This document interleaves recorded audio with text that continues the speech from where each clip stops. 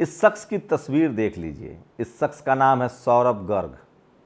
ये वही धीरेन्द्र शास्त्री छतरपुर वाले का भाई है। एक शेड्यूल कास्ट के घर में ये घुस जाता है शादी के दौरान और गोली कट्टा लहराता है। सिगरेट इसके मुंह में है। दिलीप मंडल कहते हैं पता है क्यों? अब ये तस्वीर देख लीजिए। इसका भाई धीरेन्द्र शास्त्री, उसके पैरों में शिवराज चौहान, नरोत्तम मिश्रा जो गृह मंत्री हैं और कमलनाथ जो पूर्व मुख्यमंत्री हैं वो बैठा हुआ है। दिलीप मंडल आगे कहते हैं कि इस मामले में मैं मोदी जी का कायल हूं। आज तक प्रधानमंत्री नरेंद्र मोदी ने किसी भी पुजारी से नीचे अपना आसन नहीं लगवाया है।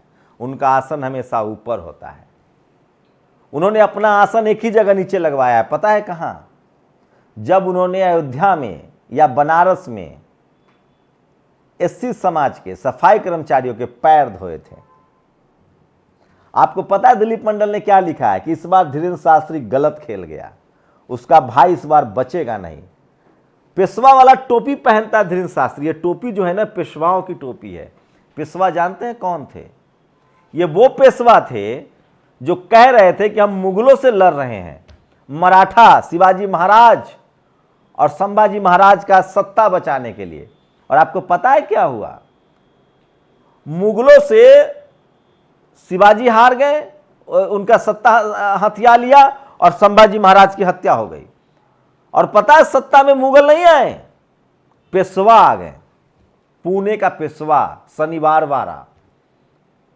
उसके बाद 500 महारों ने, जिसमें जाट भी थे, मराठा भी थे और सबसे ज्यादा महार थे महाराष्ट्र के, 28,000 पेशवाओं को गाजर मूली की तरह काट दिया। उसी को भीमा कोरेगांव कहते हैं, भीमा नदी के किनारे। और वहां से 35 किलोमीटर पैदल जाकर शनिवार बाड़ा पर कब्जा कर लिया। इस बार इस पेशवा का पाला उन्हीं के वंशजों से पड़ा है। उस गांव में सोचिए, दिलीप मंडल जानकारी देते हैं कि भारत का सबसे पिछड़ा राज्य है छतरपुर, मध्य प्रदेश का सबसे पिछड़ा जिला है। हेल्थ खराब है, एजुकेशन नहीं है। उसी गांव में एक मंदिर में इनके दादा पुजारी थे। ओबीसी के लोगों ने मंदिर बनाया था भगवान हनुमान का। उसके बाद धीरे धीरे इस शख्स ने सब पर कब्जा कर लिया। ओबीसी के लोग पंडाल भरते हैं, ओबीसी के लोगों पर कब्जा कर लिया।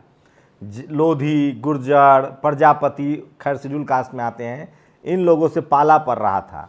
इस बार इसका भाई गलत खेल गया है। इस बार इन्होंने महारो बाबा साहेब के मानने वालों से पंगा पाल लिया है। इस वीडियो में जिस बहुजन समाज, एससी समाज के शख्स को एक गाली दे रहा है, वो कह रहा है कि मार दो गोली, क्योंकि उनको संविधान पर भरोसा है।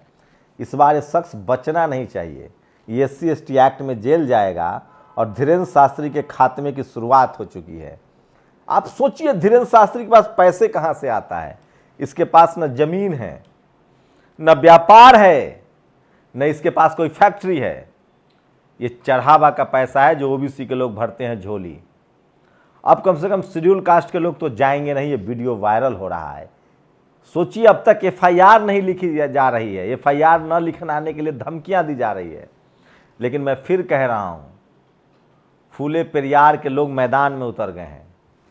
ओबीसी महासभा ने ऐलान किया है कि FIR तो दर्ज करना पड़ेगा। आप सोचिए, ये घमंड, ये सत्ता का नशा, ये पैसा का नशा ऐसे लोग के सर चढ़ कर बोलता है। और इसका इलाज बहुत ज़रूरी है। इलाज कैसा?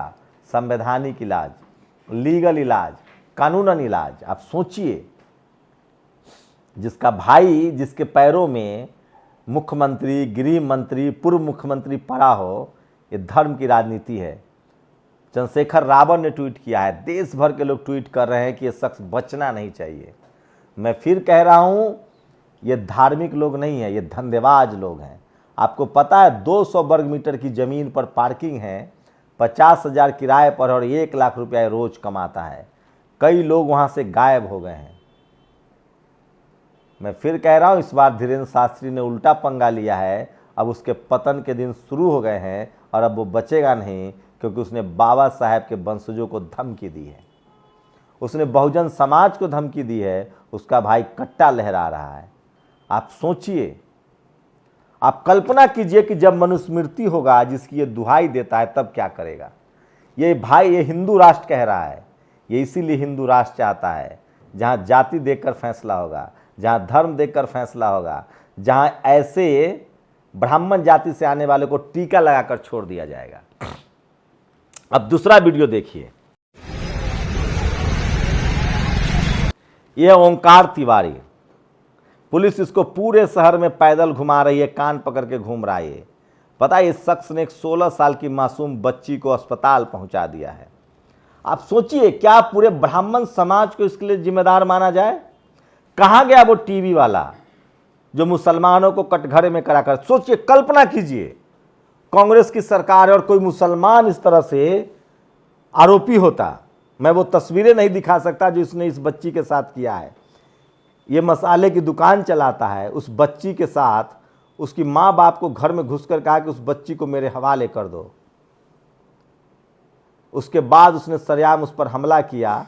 उसके बाद पुलिस इसको सड़कों पर घुमा रही है। आपको पता है पत्रकारिता का पाप, एएनआई ने इसका नाम नहीं बताया क्योंकि इसकी जाति आ रही थी। क्या ब्राह्मण समाज इसके लिए प्रदर्शन करेगा? बजरंग दल, हिंदू कोई संगठन?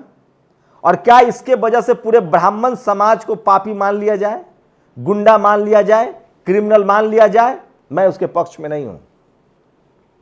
मैं जातिवाद का आरोप तब लगाऊंगा जब ब्राह्मण महासभा इसके पक्ष में पंचायत करने लगेगी, जैसे हाथरस में हुआ था। लेकिन सवाल है कि टीवी अखबार क्यों चुप है? रूबिका क्यों चुप है? अंजना क्यों चुप है? चित्रा क्यों चुप है? आप करिए ना इस पर बहस, दिखाइए ना कि कैसे हिंदू, ब्राह्मण हिंदू गरीब पर अत्याचार कर रहा है।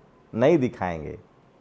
मैं इसीलिए कह रहा हूं, इस देश के टीवी अखबार में वो ताकत होती है जो दोषी को निर्दोष और निर्दोष को दोषी साबित कर दे। ये दो केस दिखा रहा हूं, एक धीरेन्द्र शास्त्री का गोलीबाज भाई और एक ओंकार तिवारी। क्या इस दोनों मामले से इस देश के तमाम ब्राह्मण समाज को कटघरे में खड़ा कर दिया जाए, जैसे मीडिया मुसलमानों के लिए करती है, दलितों के लिए करती है, आदिवासियों के लिए करती है, पिछड़ों के लिए करती है, जैसे किसानों के लिए कर रहे थे? मैं इसीलिए कह रहा हूं, इस देश के टीवी अखबार को जाति की नजर से देखिए, तब सच्चाई पता चलेगा। इसलिए क्रिमिनल क्रिमिनल है, जो कानून हाथ में लेता है वो कानून हाथ में लेता है। सोचिए, कभी सोचिएगा जरूर। और इन दोनों को बराबर की सजा मिलनी चाहिए। इसीलिए हिंदू राष्ट्र चाहते हैं। और हिंदू राष्ट्र, सोचिए, किसी धर्म ग्रंथ में इनका हिंदू नहीं लिखा हुआ है। दरअसल ये लोग वैदिक राष्ट्र चाहते हैं, ब्राह्मण राष्ट्र चाहते हैं, ये मनुस्मृति चाहते हैं, जहां रेप करने पर टीका लगा के छोड़ दिया जाता था, जहां हत्या करने पर पैर धो के पूजा जाता था, जहां सती प्रथा थी, जहां देवदासी मंदिर में रखे जाते थे।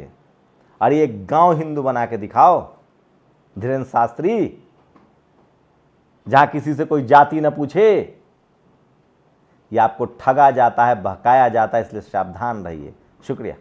नेशनल दस्तक की आपसे गुजारिश है कि अगर इसको बचाना चाहते हैं तो नेशनल दस्तक को सब्सक्राइब करने के लिए रेड कलर के सब्सक्राइब बटन को दबाएं, फिर बेल आइकन की घंटी दबाएं। नेशनल दस्तक को बचाने के लिए बहुत जरूरी है कि हर खबर को शेयर करें, लाइक करें, कमेंट जरूर करें।